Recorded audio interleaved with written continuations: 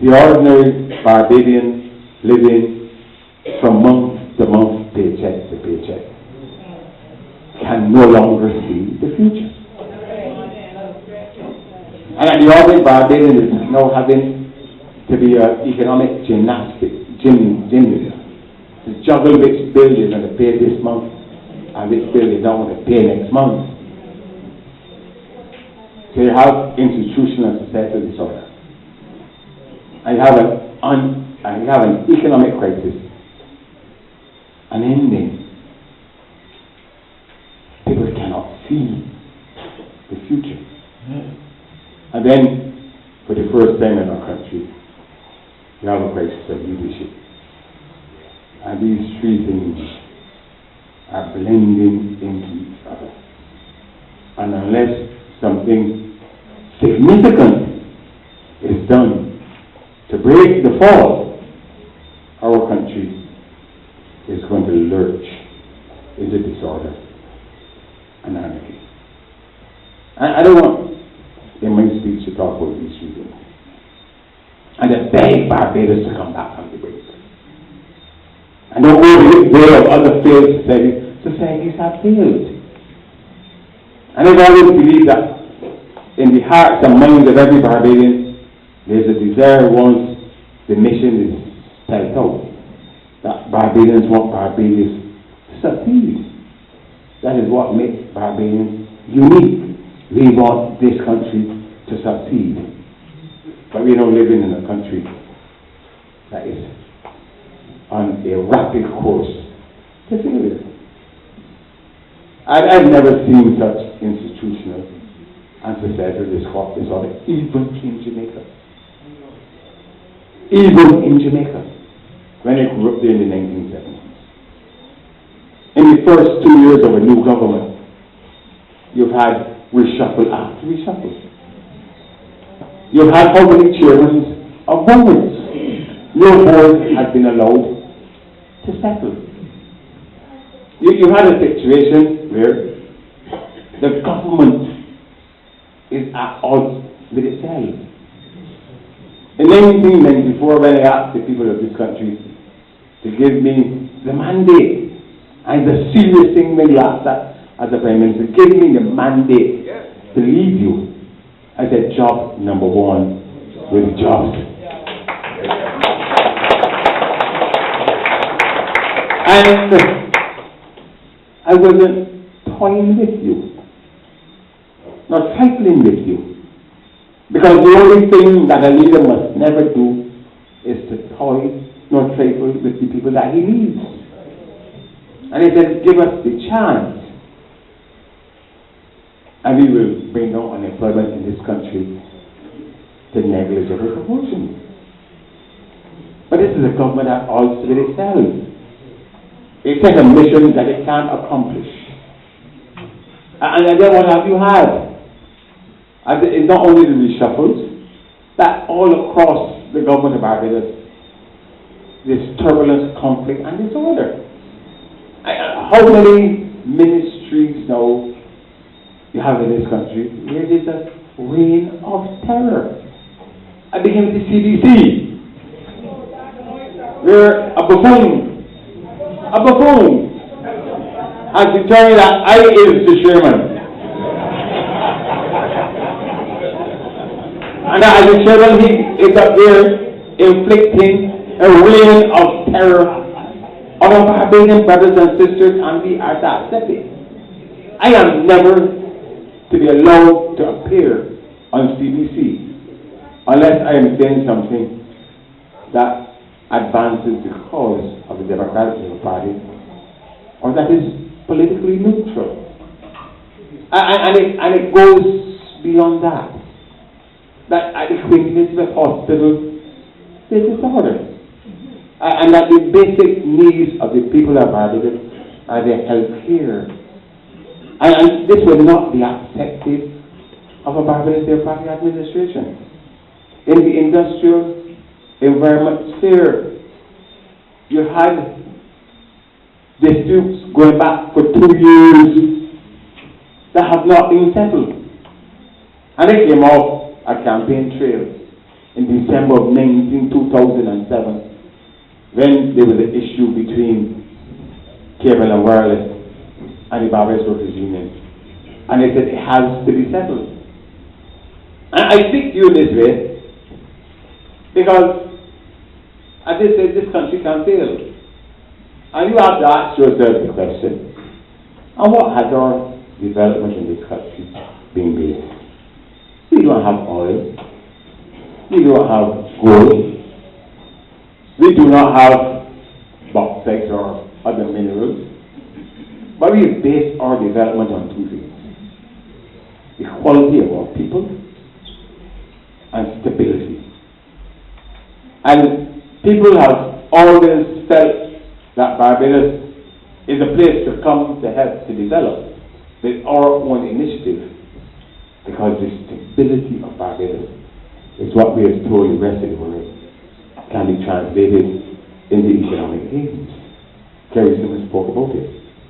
If you destroy the stability of Barbados, you remove one of the two pillars on which the development of this country has been based.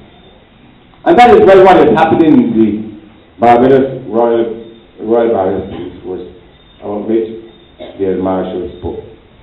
It's so serious. It strikes at the very heart of the stability without which Barbados is not Barbados. And you know, why are Barbadians now so lacking in outrage? Why are we prepared to agree that there's never been any previous period in the history of Barbados where we've had conflict at the very top of the Barbados police force, because we have never known a Barbados police force without certainty of leadership? Why are we now prepared to accept conflict at the core of the Barbados police force? And over what? Whether a commissioner has briefed his deputy when he is going abroad. But I have to say to you tonight that I travel often, and I was the Prime Minister, and I never briefed Billy Miller when he was leaving, and I never briefed Mayor Motley when he was leaving. For what? Because the police were there. But they had to go, and if they didn't go, ask for the fine. And as the Marshal said, to censor a whole commissioner of police on the grounds that he did not brief his deputy is to invert the process. That the deputy should be briefing him. And that if somebody needs to be censored now, it is the deputy, because the deputy's behavior is obviously bordering very significantly on matters of discipline. And you know, I can say this nearly the day inside, you know. That when someone went to school with me at all and sat beside me, and both behind sat beside me a first former coach in Paris. So I knew both for 50 years as friends, and I thought that both were two fine men. And they said that I will now have to reassess the situation, because when both were appointed and ascended to the highest ranks of the Barbados Police Force, I said the two men that I knew for 50 years who I thought that I knew were going to bring discipline to the ranks of the Barbados Defense of the Barbados Police Force. I really should speak in terms of Section 8 of the Police Act. You know, when people tell me, when Mr. Hartley really used to get involved in the affairs of the police, I said, well, I have any idea. Section 8 of the Police Act, there is a lawyer, if you know what it is, that the Commissioner of Police shall have responsibility for the superintendent and the command of the police force in all its aspects, and shall be answerable only to the Governor General of Barbados. But that's what it says. That we shall have superintendents and command over all aspects of the force, and he's not answerable to the Prime Minister. Because the law is so drastic as to shield a Commissioner of Police from any involvement from a politician like the Prime Minister, answerable only to the Governor Governor General, and that he must have superintendents and command. So I said to the commissioner, say, eyes right. The eyes got to turn right. They can't be other ways. Because that's the only way with a disciplined force. Can you stop happy about it? This is the point. But you understand what I'm saying? The police force must be a disciplined force, and the commissioner must be commander-in-chief. The Prime Minister can't tell him what orders he must give, they're accountable. That is not how our society has been structured. And, you know, we've been a good society because of that. No Prime Minister could tell a Commissioner of Police, whether it was Girls Fair, or Durant, or Watson, or Pennsylvania, how to deploy their forces. A disciplined force must be under the command of the Commissioner, and answerable not to the Prime Minister, but to the Governor General. I know what I'm hearing, that a Commissioner is to be censored because he did not brief. He did not brief his deputy. That's what means your behavior is bordering on matters of discipline, man. And that you should be your Commissioner and supporting him. And then he tell you, turn your eyes right, turn your eyes right for the eyes, man. What are we doing? How can we maintain stability in this country when the institution on which our stability must be founded, the rule of law and order, is being afflicted by these frivolous and vexatious conflicts about whether a commissioner is briefing his deputy? I just say to you, I did not brief Billy Miller and then Marty when they was traveling. Because he will look at me funny. Why should a commissioner now be censored because he has not briefed his deputy? So there has to be more to this than that. And I'm saying because nobody can want to censor a commissioner because he has not briefed a deputy. So that's bullshit. And let us all agree that that is an unbelievable lie. That's bullshit. Clear bullshit. So there must be more than that. And BLP, as I said, there is institutional and societal disorder in this land.